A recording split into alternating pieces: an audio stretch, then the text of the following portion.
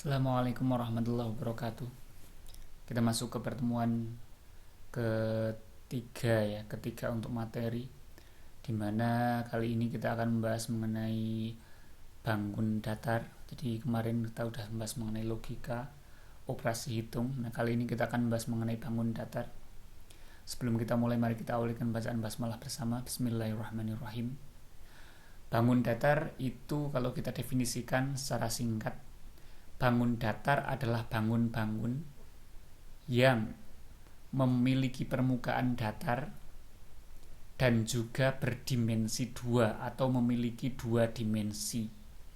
Dimensi di sini maksudnya adalah dimensi terkait ruang, ya, terkait ruang. Ruang itu nanti kaitannya sama ruang dimensi berapa gitu. Kalau saya gambarkan, garis itu memiliki satu dimensi, karena garis itu hanya memiliki panjang.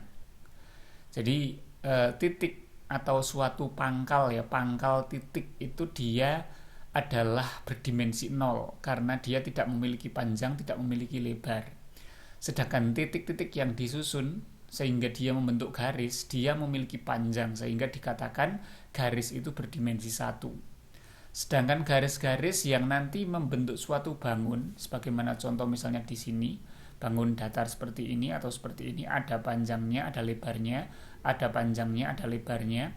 Yang seperti ini disebut sebagai bangun datar karena memiliki dua dimensi. Permukaannya datar dan memiliki dua dimensi, yaitu dimensi panjang dan dimensi lebar. Jadi itulah mengenai bangun datar. Intinya bangun datar ada dua kata kunci tadi. Yang pertama permukaannya datar, yang kedua dia memiliki dua dimensi, dimensi panjang dan dimensi lebar. Nah, untuk kaitannya dengan bangun datar, apa saja nanti yang akan dipelajari pada bangun datar ini? Yang pertama perlu kita ketahui adalah definisinya, definisi atau pengertiannya. Jadi misalnya di sini ada persegi, persegi panjang, ini itu apa gitu ya. Tapi di sini saya tidak akan terlalu textbook, artinya saya tidak akan terlalu seperti pembelajaran waktu di SD atau SMP. Jadi kalau kita pengen mempelajari bangun datar, pengen tahu bagaimana cara menghitungnya, itu kan sekarang sangat mudah sekali. Tinggal kita buka referensi yang ada, bisa dari internet, bisa dari buku, tinggal kita kerjakan latihan soal, selesai kan gitu. Tapi dalam materi mata kuliah matematika dasar ini, saya harapkan Anda selain nanti tahu apa itu bangun datar, tahu bagaimana rumusnya, baik rumus keliling maupun rumus luas, tetapi tahu juga alasannya. Nih contohnya, ada persegi panjang, rumus kelilingnya seperti ini, rumus luasnya seperti ini. Jadi yang penting itu sebetulnya bukan masalah Anda tahu mengenai rumusnya, tetapi tahu alasannya mengapa rumusnya demikian. Itu yang terpenting. Jadi logika itu akan berjalan bukan karena pertanyaan apa atau berapa, tapi karena pertanyaan mengapa. Jadi kalau misalnya kita hanya tahu persegi panjang itu apa, persegi panjang adalah gitu-gitu kan, itu baru definitif, baru mendefinisikan, baru sebatas hafalan, baru sebatas pengertian saja. Kalau berapa itu baru sebatas mengaplikasikan rumus. Berapakah keliling persegi panjang dengan menggunakan rumus dihitung? Oh, kelilingnya segini. Itu dia hanya aplikatif, artinya dia hanya bersifat untuk mengaplikasikan rumus. Jadi saya tekankan lagi, logika akan berjalan bukan karena pertanyaan apa dan berapa, tapi logika baru akan berjalan ketika mampu menjawab pertanyaan mengapa. Jadi rumus dari persegi panjang kelilingnya seperti ini, luasnya seperti ini.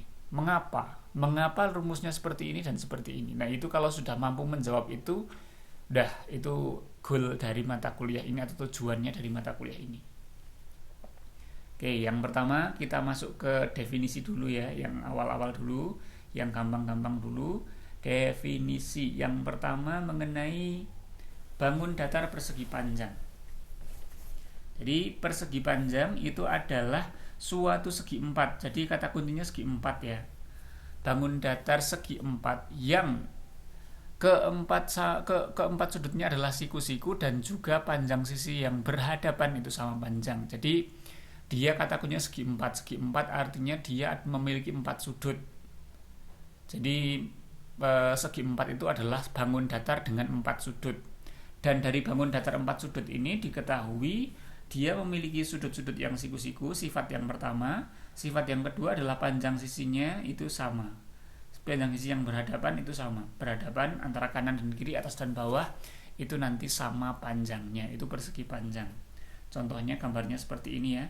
Jadi ini persegi panjang nanti sudutnya ini siku-siku semua. Jadi ini siku-siku gitu kan.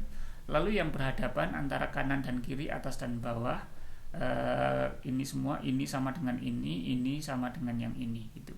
Jadi mudahnya kita bisa katakan persegi panjang adalah segi empat dengan 2 sifat tadi. Sifat yang pertama sudut-sudutnya siku-siku, lalu sisi yang berhadapan sama panjang. Selain itu nanti akan ada ciri-cirinya. Tapi ciri-ciri ini tidak akan saya bahas dalam perkuliahan karena ini adalah materi dulu waktu SD SMP dan sebetulnya itu tinggal diidentifikasi selesai. Misalnya nanti terkait sifat diagonalnya ini sifat diagonalnya bagaimana? Diagonalnya ternyata dia memotong menjadi 2 sama besar, lalu nanti ada simetri putar, simetri lipat dan lain sebagainya. Nah, itu sifat-sifat yang demikian tidak akan dibahas dalam perkuliahan kali ini. Yang selanjutnya adalah persegi. Persegi adalah persegi panjang yang panjang keempat sisinya itu sama. Jadi kalau ingin mendefinisikan persegi itu definisinya diawali dari definisi persegi panjang. Jadi persegi adalah, apa itu persegi? Persegi adalah persegi panjang. Jadi semua persegi itu adalah persegi panjang. Jadi persegi panjang dengan 1 sifat tambahan. 1 sifatnya apa? Panjang keempat sisinya itu sama. Jadi kalau kita bisa bilang gini, ini persegi, tapi ini adalah persegi panjang. Ya, ini itu persegi panjang. Kenapa? Karena persegi panjang kan sifatnya hanya tadi, dia sudutnya siku-siku, keempat sudutnya siku-siku, dan ini siku-siku, berarti ini memenuhi sifat dari persegi panjang. Yang kedua, sisi yang berhadapan sama panjang, ini sama dengan yang kanan, yang atas sama dengan yang bawah, berarti ini adalah persegi panjang. Tetapi persegi panjang ini ditambah dengan 1 sifat lagi. Sifat apa? Sifat bahwasannya semuanya, keempat-empatnya ini sama semua. Artinya apa? Artinya persegi panjang persegi adalah persegi panjang yang keempat sisinya sama panjang. Itu cara untuk mendefinisikan persegi. Yang selanjutnya adalah bangun datar layang-layang. Layang-layang adalah segi empat yang diagonal-diagonalnya saling tegak lurus. Jadi yang pertama ya, apa itu layang-layang? Layang-layang adalah segi empat. Segi empat yang gimana? Diagonal-diagonalnya itu saling tegak lurus. Yang kedua, dan juga salah satu diagonalnya, ini sifat yang kedua, salah satu diagonalnya membagi diagonal lainnya menjadi 2 sama panjang, ya. Menjadi 2 sama panjang. Jadi segi empat, ya, segi empat, ini segi empat, oke, ada 4 sudut, berarti segi empat. Yang diagonalnya tegak lurus, ini diagonal itu ini. Diagonal itu mudahnya dia adalah yang menghubungkan antara sudut, yang ini antara sudut-sudutnya, ini diagonal. Diagonalnya ini tegak lurus itu ini maksudnya. Ini tegak lurus. Nah, inilah tegak lurus. Tegak lurus itu artinya siku-siku. Ini siku-siku. Jadi diagonalnya dia berpotongan dan juga siku-siku. Lalu yang selanjutnya selain dia siku-siku, di sini dikatakan salah satu diagonalnya membagi diagonal yang lain sama panjang. Diagonal yang ini itu dia memotong diagonal yang ini sehingga diagonal yang ini menjadi 2 sama panjang. Sedangkan yang ini, yang atas ini, bagian atas sama yang bagian bawah ini, dia diagonalnya tidak harus sama. Tapi kalau misalnya sama pun itu juga disebut dengan layang-layang, ya. Yang jelas ketika salah satu diagonalnya membagi diagonal yang lain menjadi 2 sama panjang, ini sama panjang antara yang kanan dan kiri, maka dikatakan itu adalah layang-layang. Jadi layang-layang punya 2 sifat tersebut. Yang selanjutnya adalah bangun datar belah ketupat. Belah ketupat adalah segi empat yang semua sisinya sama panjang, ya. Semua sisinya sama panjang. Jadi segi 4 dengan semua sisinya sama panjang. Jadi hanya mempunyai satu sifat. Jadi belah ketupat adalah segi 4 yang semua sisinya sama panjang. Ini ya, segi 4, semua sisinya sama panjang. Ini sama dengan yang ini, sama dengan yang ini, sama dengan yang ini. Sisi-sisi yang ini, yang melingkupi bangun ini semuanya sama panjang. Mungkin ada yang bertanya, berarti jangan-jangan si belah ketupat ini adalah layang-layang. Ya, kalau kita bertanya begitu, iya memang. Belah ketupat adalah layang-layang. Mengapa? Karena ini sudah memenuhi syarat dari layang-layang. Tadi kan layang-layang itu adalah segi 4, ini segi 4. Yang mana dia diagonalnya tegak lurus. Ya, diagonalnya, ini ya diagonal, ini tegak lurus. Tegak lurus ini. Tegak lurus, siku-siku. Berarti salah satu sifatnya sudah terpenuhi. Lalu salah satu diagonalnya membagi diagonal yang lain sama panjang. Diagonal yang ini membagi diagonal yang ini menjadi 2 sama panjang. Artinya bagian kanan sama dengan bagian kiri. Atau bahkan sebaliknya, diagonal yang ini membagi diagonal yang atas dan bawah menjadi sama panjang. Ini sama dengan yang ini. Berarti sebetulnya belah ketupat itu adalah layang-layang. Layang-layang, tapi ditambah satu sifat lagi, layang-layang yang keempat sisinya sama panjang. Karena apa? Karena kalau layang-layang yang kita kenal tadi itu keempat sisinya tidak sama panjang. Oke, itu mengenai belah ketupat. Lalu yang selanjutnya ada jajar genjang. Jajar genjang adalah segi 4 yang masih tentang segi 4 ya. Segi 4 yang setiap pasang sisinya yang berhadapan itu sejajar. Jadi pasang sisi itu sejajar.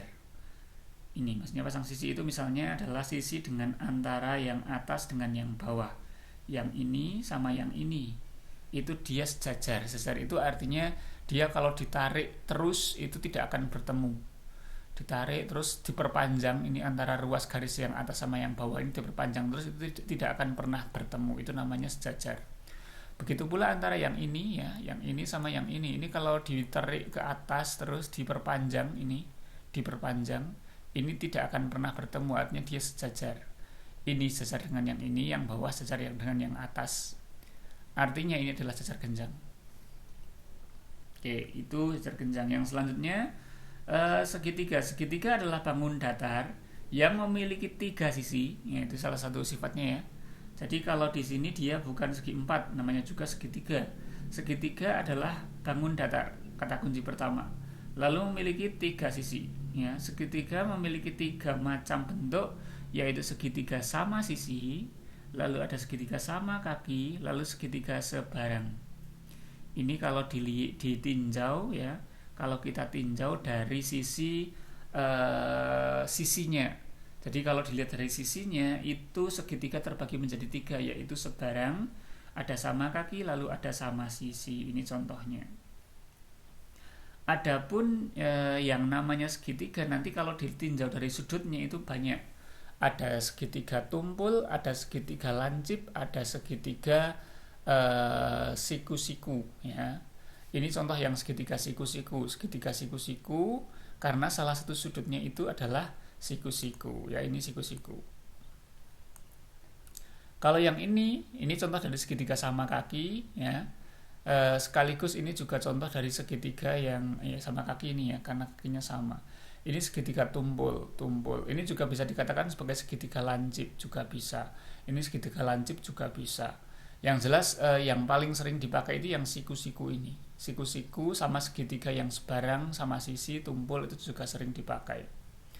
Nanti kaitannya sama siku-siku ini nanti akan muncul satu hal yang kita kenal sebagai teorema Pythagoras.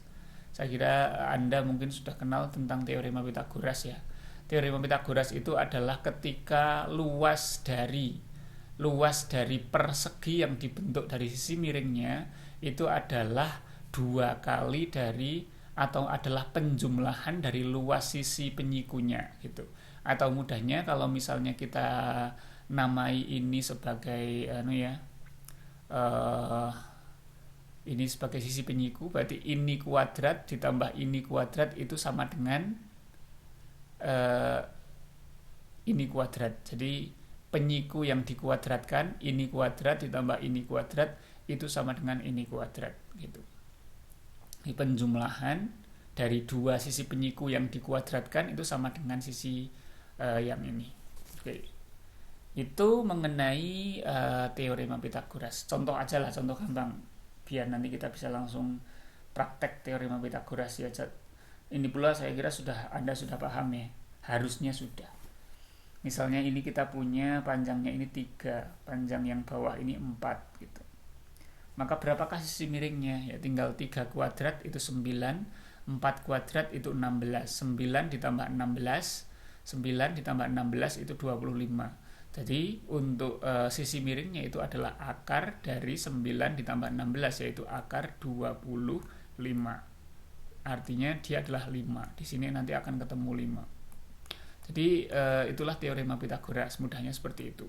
Begitu pula kalau dibalik, kalau misalnya yang ini diketahui 5, diketahui 4, berapakah sisi yang sini? Ya tinggal ini dikuadratkan 25, yang ini dikuadratkan 16, 25 dikurangi 16, hasilnya 9, ini adalah akar dari 9 yang tidak lain adalah 3 itu sendiri. Itu namanya teorema Pitagoras. Oke, itu tentang segitiga. Lalu ada lagi yang namanya trapesium. Trapesium adalah bangun datar yang memiliki bentuk berupa segi 4 yang memiliki sepasang sisi yang sejajar. Jadi kata kuncinya di sini adalah trapesium itu adalah segi 4 yang memiliki sepasang sisi yang sejajar. Jadi tidak seperti sejajar genjang yang sisinya itu memiliki 2 pasang yang sejajar. Kalau untuk trapesium yang sejajar hanya 1 saja. Contohnya di sini adalah yang ini. Ini antara atas dan bawah ini sejajar. Sedangkan kanan dan kiri ini enggak sejajar. Ini namanya trapesium. Yang selanjutnya adalah lingkaran. Lingkaran adalah bangun datar yang terbentuk dari himpunan semua titik-titik yang mengelilingi suatu titik asal dengan jarak yang sama, atau bisa dikatakan bahwasanya garis melengkung itu sempurna yang memiliki titik pusat. Oke. Jadi lingkaran itu mudahnya dia adalah bagaimana cara membentuk suatu bangun ini ya, yang luar ini, lengkungan ini dengan satu titik. Jadi ada satu titik pusat, lalu ditarik sebuah radius yang kita kenal sebagai jari-jari, ini namanya jari-jari. Lalu dibentuk jari-jari misalnya panjangnya 7, lalu terbentuk satu titik di sini. Lalu dibentuk lagi titik di sebelahnya yang panjangnya 7 pula. Terus sampai mencari semua titik yang panjangnya itu sama dengan pusatnya sebesar 7, sehingga ini dari sini sampai sini 7, sini sampai sini 7, semua 7 sampai kembali lagi ke titik semula, sehingga himpunan semua titik dengan radius ini ya. Jadi ini yang seperti ruji atau seperti jeruji atau seperti apa ini, jari-jari ini semua panjangnya sama. Dan dari semua yang panjangnya sama ini, untuk titik-titik yang terbentuk di pinggirnya ini ketika dihubungkan itu nanti membentuk lingkaran. Jadi lingkaran adalah tadi himpunan yang bangun datar yang terbentuk dari himpunan semua titik yang jaraknya sama terhadap suatu titik pusat. Ini titik pusatnya. Itulah lingkaran. Nah, setelah kita mengetahui ini, kita perlu mengetahui bahwasannya semua bangun datar itu nanti akan memiliki rumus-rumus ini. Akan memiliki rumus-rumus tentang keliling dan juga luas. Tapi sebelum saya ke sana, saya akan menjelaskan mengenai bagaimana sebetulnya dasar dari bagaimana luas itu terbentuk. Konsep luas. Konsep luas itu diawali dengan konsep persegi. Maaf gambar saya jelek. Ini adalah persegi ya. Persegi artinya dia semua sisinya sama panjang. Jadi dari konsep persegi inilah nanti akan muncul konsep luas. Kenapa demikian? Jadi misalnya kita punya persegi ini. Persegi ini panjangnya misalnya 1 kalau tidak ada embel-embelnya, entah sentimeter, entah meter, entah desimeter, artinya ini adalah satu satuan. Jadi ini adalah persegi dengan panjang sisinya 1 satuan. Inilah yang disebut sebagai kotak. Inilah kotak yang saya arsir ini ya. Kotak ini ya. Kotak penuh ini, diarsir itu artinya penuh, ya. Di dalam satu kotak ini, satu lempengan ini, atau satu bentuk, atau satu, kalau kertas ya berarti satu potongan kertas datar dengan panjang sisinya itu sama, yang berbentuk persegi, dengan panjang dan lebar satu, ini dikatakan adalah luas satu satuan. Ini luas satu satuan itu segini. Jadi luas itu adalah satu bentuk persegi. Luas satu satuan, jadi kalau saya definisikan gini, luas satu satuan adalah persegi dengan panjang satu satuan. Luas satu satuan adalah luas dari persegi yang panjangnya satu satuan. Itu perlu digarisbawahi. Berarti kalau misalnya saya punya persegi yang lain, ini persegi dengan panjang 1 cm, maka saya katakan persegi ini adalah luas 1 cm persegi, ya. Luas 1 cm persegi adalah luas dari persegi dengan panjang 1 cm.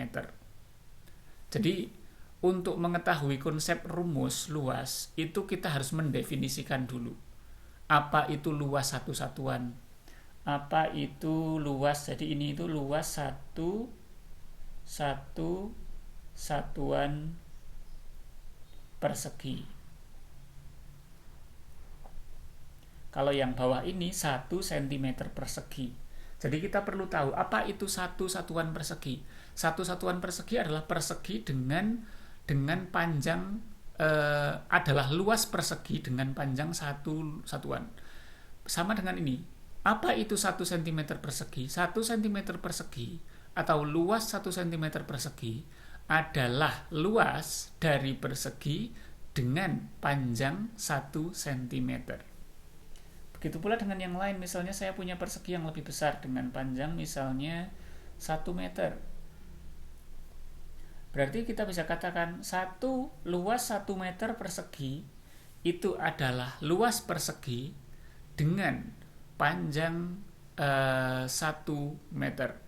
Luas 1 meter persegi adalah luas persegi dengan panjang 1 meter. Oke.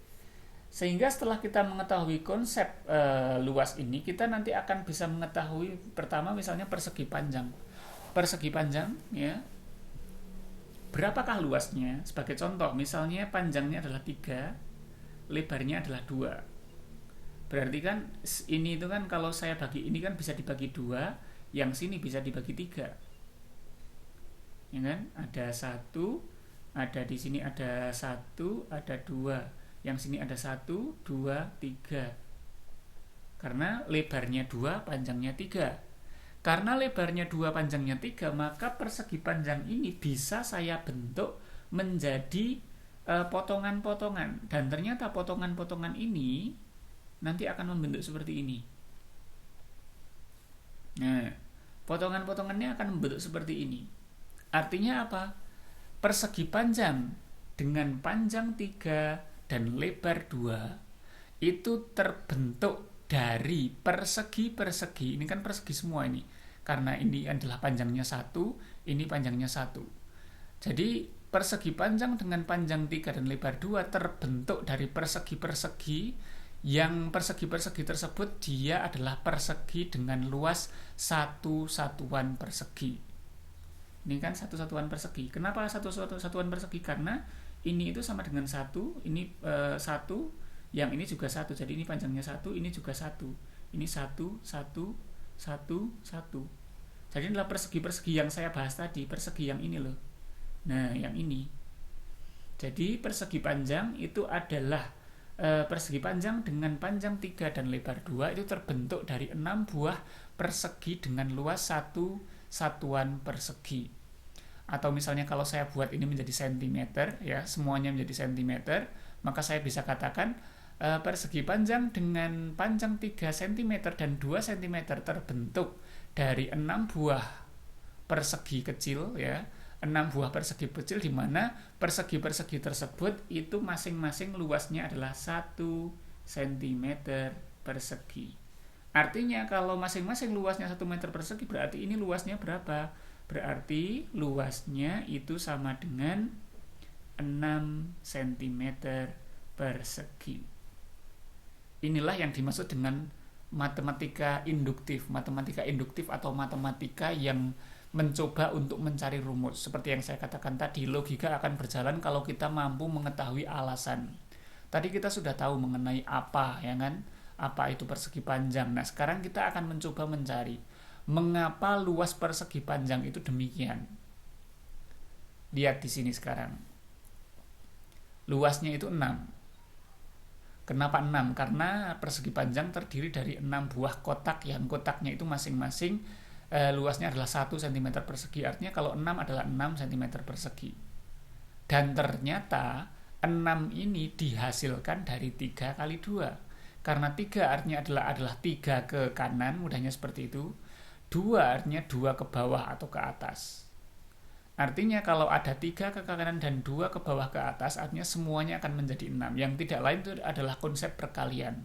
Jadi dari persegi panjang ini muncul konsep perkalian 6 itu adalah 3 kali 2. Dan nanti akan berlaku pula untuk semuanya. Misalnya panjangnya 5, lebarnya 3. Maka 5, 3. Ternyata itu nanti ketika dibentuk akan menjadi 15 kotak. Di mana 15 kotak-kotak kecil tadi nanti adalah perkalian dari 5 kali 3 itu sendiri. Sehingga kita bisa tahu, oh ternyata luas itu konsepnya 6 ini adalah hasil kali dari 2 kali 3, atau biar nggak kebalik, 3 kali 2, di mana 3 ini adalah panjangnya, lalu 2 ini adalah lebarnya. Sehingga ketemulah rumus bahwasannya persegi panjang itu rumusnya adalah panjang kali lebar untuk luasnya. Lalu bagaimana dengan keliling? Keliling gampang, keliling kan berarti tinggal menjumlahkan antara atas dengan yang bawah, kan gitu. Atas ditambah bawah, lalu kiri ditambah kanan. Di mana atas dan bawah itu sama, maka bisa ditinggal ini dikali 2 ditambah ini dikali 2, itu juga bisa. Nanti akan ketemu. Untuk keliling saya kira tidak terlalu masalah.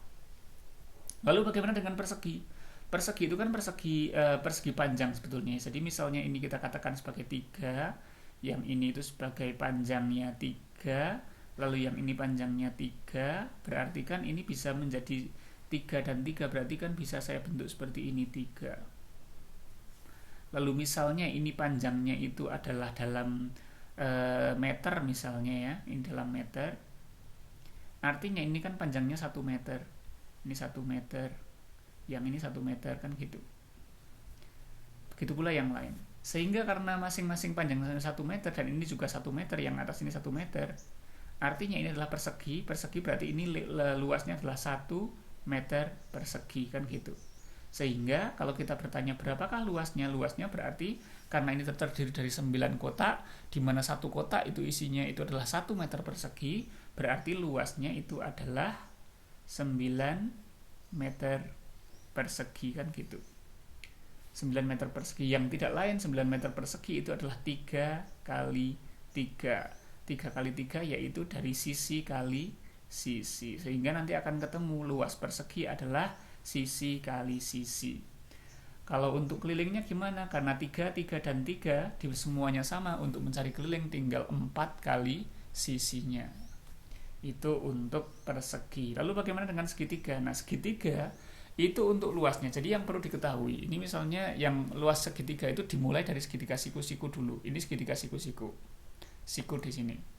Segitiga siku-siku itu sebetulnya dia terbentuk dari persegi panjang. Maksudnya apa? Satu buah segitiga siku-siku, kalau misalnya dia diduplikasi, duplikasi artinya dia dicerminkan terhadap garis yang ini, maka dia akan membentuk suatu bangun lagi yang tidak lain, bangun tersebut adalah bangun persegi panjang, ya. Jadi kalau misalnya kita buat cerminannya itu seperti ini, sehingga nanti akan terbentuk bangun persegi panjang. Jadi dari titik-titik ini nanti akan terbentuk bangun persegi panjang. Ya. Nah, karena kita sudah tahu rumus dari bangun persegi panjang itu kan rumusnya adalah panjang kali lebar ya. Jadi persegi panjang yang atas ini rumusnya adalah panjang kali lebar. Panjang kali lebar. Lebar kali panjang, panjang kali lebar. Ini untuk persegi panjang. Padahal persegi yang namanya segitiga itu yang ini tok. Dan kita tahu itu adalah hasil dari pencerminan. Artinya ini adalah separuhnya. Berarti luas dari luas dari si segitiga itu adalah separuh dari luas persegi panjang. Di mana panjangnya adalah ini dan lebarnya adalah ini. Agar tidak rancu, kan berarti persegi panjang itu luasnya adalah setengah kali panjang kali lebar. Tapi karena panjang kali lebar ini adalah milik dari si persegi panjang, maka panjang ini diganti bukan lagi dengan panjang tapi dengan alas, lebar ini diganti sebagai tinggi. Sehingga segitiga itu rumusnya adalah setengah kali alas kali tinggi, di mana alas itu panjangnya sama dengan si panjang, lalu tinggi itu panjangnya sama dengan si lebar. Jadi segitiga rumusnya adalah setengah kali alas kali tinggi. Dan ini pun nanti berlaku untuk segitiga yang lain. Misalnya segitiga yang kayak gini, segitiga sebarang.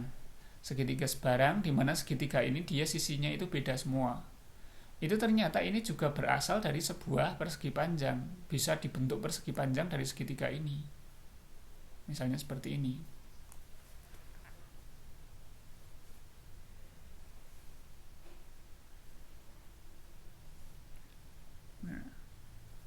Dan dari persegi panjang ini, antara yang saya arsir atau segitiga yang kita cari ini kan yang saya arsir, dengan yang tidak diarsir yaitu bagian sini dan bagian sini, itu adalah panjangnya sama dan bisa dibuktikan. Misalnya dipotong pakai kertas ya, dipotong, dan ini ketika digabungkan dengan yang kecil ini bentuknya sama persis dengan yang ini. Artinya apa? Segitiga yang dalam ini adalah separuh dari persegi panjang ini. Karena apa? Karena yang diarsir itu sama dengan ini plus ini. Sehingga sama aja. Ini tingginya, ya, ini kan tingginya, tinggi dari segitiganya. Lalu ini adalah alasnya. Jadi alas kali tinggi. Di mana si tinggi ini panjangnya sama dengan lebar. Lebar yang ini kan lebar persegi panjang. Jadi panjang kali lebar itu adalah luas dari si persegi panjang. Sedangkan segitiganya itu adalah alas dikali tinggi yang hasilnya sama dengan panjang kali lebar, tetapi karena yang pengen kita cari adalah separuhnya, maka setengah kali panjang kali lebar, yang tidak lain adalah setengah kali alasnya itu yang ini, kali tinggi. Jadi setengah kali alas kali tinggi. Nanti kalau ditanya lagi, berarti apa itu alas dan tinggi? Alas dan tinggi dari suatu segitiga adalah dua buah garis yang tingginya itu tegak lurus dengan alasnya. Jadi misalnya kita definisikan ini sebagai alas, maka tinggi adalah garis yang tegak lurus dengan si alasnya, yang menuju ke sudut yang lain. Jadi misalnya ini adalah alas, maka tingginya itu yang ini. Kenapa tingginya yang ini? Karena tinggi ini, garis ini tegak lurus yang pertama dan menghubungkan menuju sudut yang lain. Dan garis tinggi ini panjangnya sama dengan garis lebar dari persegi panjang. Oke, itu mengenai segitiga, yang mana luasnya adalah setengah kali alas kali tinggi. Itu tentang segitiga ya. Cacar ginjang ini pun sama. Cacar ginjang itu kan luasnya adalah ini ya. Luasnya itu adalah alas, ini alas ya, yang bawah ini alas, kali tingginya itu yang ini. Tinggi adalah ini ya, garis yang dia itu tegak lurus dengan alasnya. Ini tegak lurus dengan alasnya, ini alas. Ini tinggi. Dan cacar ginjang itu adalah rumusnya alas kali tinggi. Kenapa demikian? Kalau kita bertanya kenapa?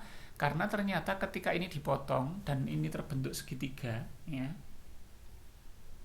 Segitiga ini kalau dipindah ke sini, ini pas dan akan membentuk segitiga yang di sini.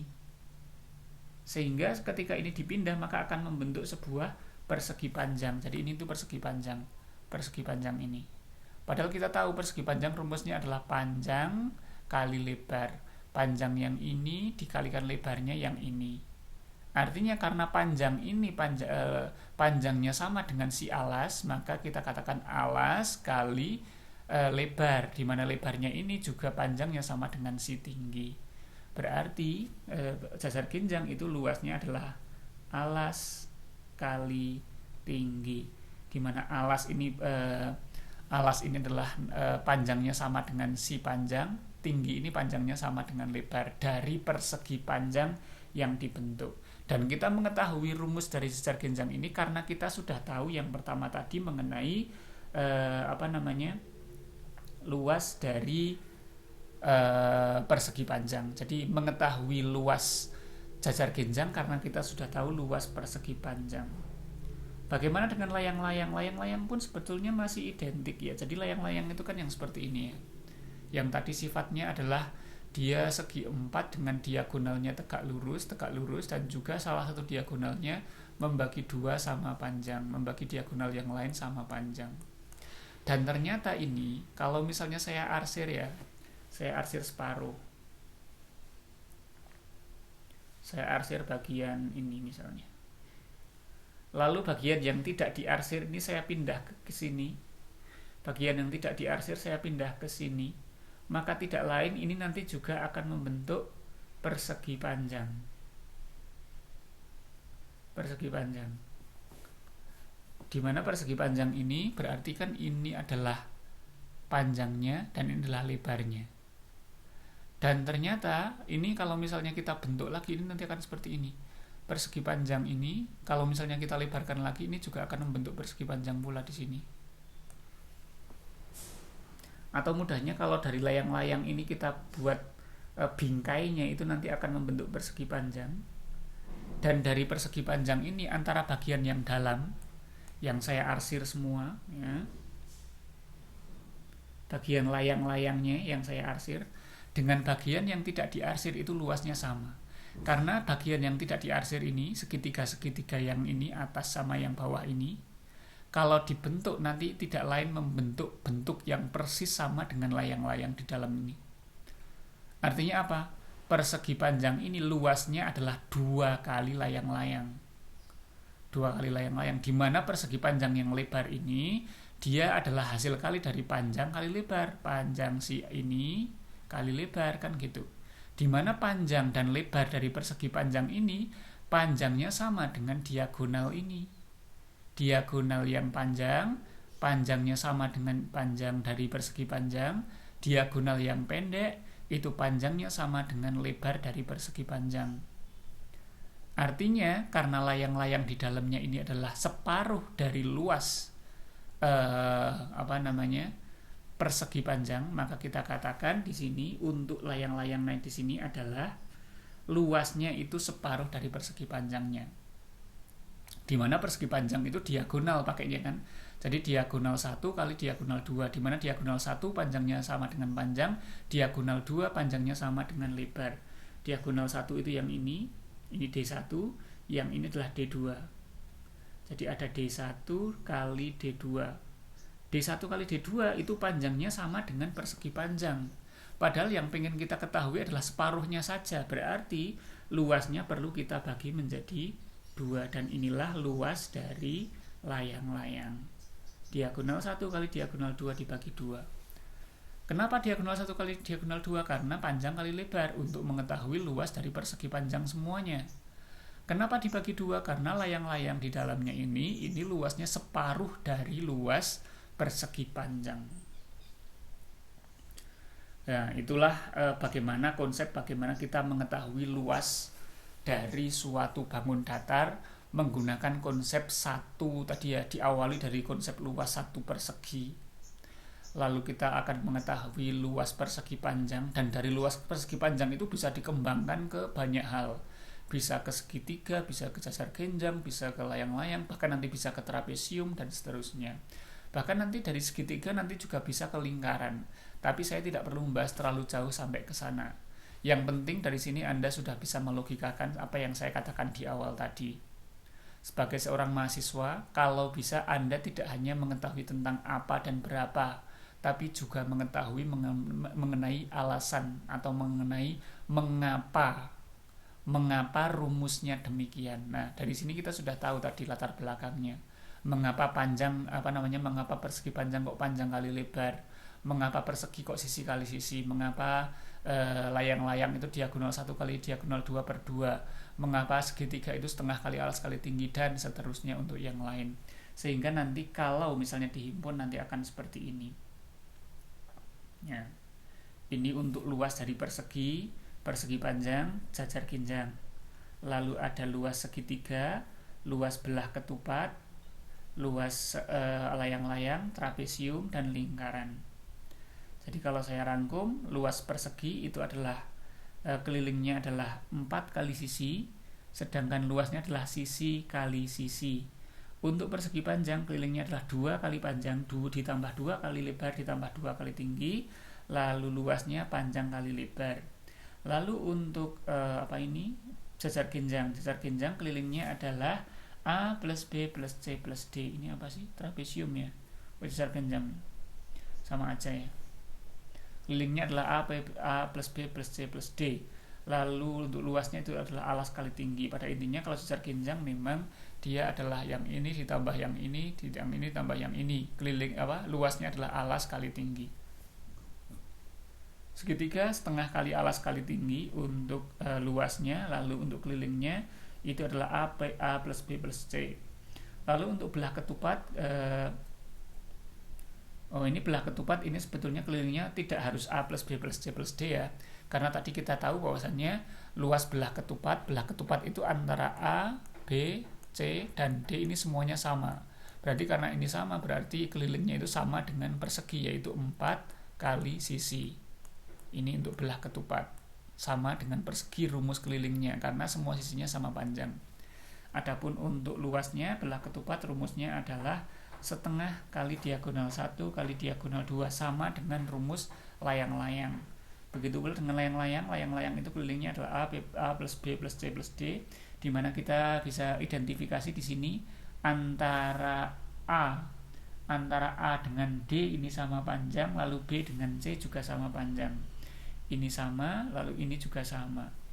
Tapi walaupun sama, yang jelas kelilingnya memang dia adalah penjumlahan dari sisi-sisi yang membentuknya. Lalu untuk luasnya adalah setengah kali diagonal 1 kali diagonal 2. Rumusnya sama dengan belah ketupat, antara belah ketupat dengan layang-layang rumusnya sama. Lalu trapesium dia kelilingnya adalah penjumlahan dari semuanya, jelas A plus B plus C plus D. Lalu untuk luasnya dia adalah setengah dari A plus B dibagi 2 kali T, di mana A plus B itu adalah sisi yang atas dan bawah, atau kita bisa katakan sisi yang sejajar. Sisi yang sejajar ini disimbolkan dengan A dan B. Jadi kita bisa katakan luas dari trapesium adalah penjumlahan dari sisi yang sejajar dibagi 2 dikali tinggi. Nanti kalau ingin tahu alasannya, coba Anda analogikan sendiri sesuai dengan yang kita lakukan tadi. Saya memang tidak menjelaskan mengenai trapesium, tapi Anda harusnya sudah bisa. Lingkaran, kalau lingkaran ini sejarahnya cukup panjang ya, karena nanti melibatkan pi 3,14 sekian, 22/7 pendekatannya, dan seterusnya. Tapi yang jelas nanti kaitannya sama lingkaran, memang ini sejarahnya cukup panjang.